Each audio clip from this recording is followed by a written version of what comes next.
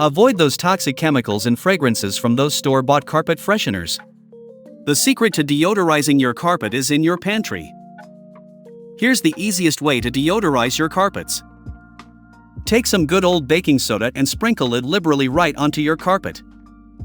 Let the baking soda work its magic for about 30 minutes, then simply vacuum up the powder with your HEPA-filtered vacuum. Be sure to go over the area a couple times to ensure a thorough vacuum. Baking soda is an effective natural deodorizer that absorbs and neutralizes odors instead of masking them like air fresheners. It can be used in various ways to eliminate odors from carpets, closets, shoes, and even body odor. There you go, freshness without the toxic chemicals. Hope that was helpful. Please don't forget to like and subscribe for more tips. Thanks for watching.